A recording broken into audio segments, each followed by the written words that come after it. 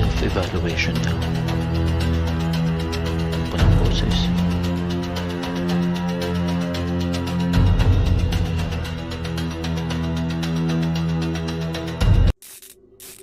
Gabi ulit. Hindi na ako dapat nakalogin. Pero nag-auto-reconnect yung system ko. May naka-open na form sa screen.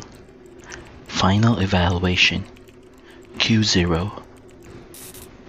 Wala akong maalala na nag-create ako niyan. Pero may note sa baba. Evaluator Dan. Subject. Milky. Nag-scroll ako pababa. Walang metrics. Walang QA comments. Meron lang. Pending assessment. 1 file left. Out of nowhere, tumunog yung sa phone ko. Internal call. Extension 404. Hindi ako dapat sasagot. Pero may curiosity na parang hinihila ko.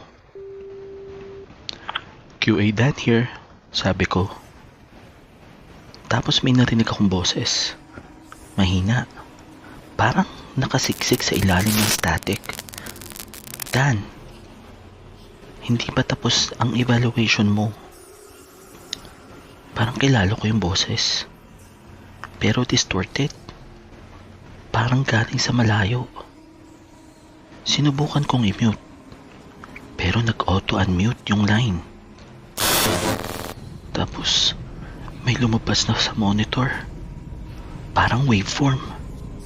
Pero habang tumatagal, nagiging mukha. Mukha ni Milky. Pero hindi siya yung Milky na kakilala ko. Puti yung mata. Walang pupil. At yung ngiti niya, sobrang lapad. Parang sinulit na lang yung bibig. Dan, sabi niya, hindi mo pa naririnig? Sinusulat ka nila. Sino? Tanong ko. Walang sumagot. Pero nagbago yung tab name sa monitor ko. Q0 Reassessment. Active participant detected. May cursor na gumagalaw mag-isa. Nag-type ito. Confirm transfer. Yes or no. Hinawakan ko yung mouse. Pero ayaw gumalaw. Tapos bigla akong naramdaman may kamay sa balikat ko. Milky? Paglingon ko. Siya nga. Pero parang pixelated yung katawan. Nakatingin siya sa akin. Umiiyak. Parang humihingi ng tulong. Dan, sabi niya, huwag kang bababa. Tapos nag-freeze yung screen. Isang word na lang ang naiwan. Evaluation passed.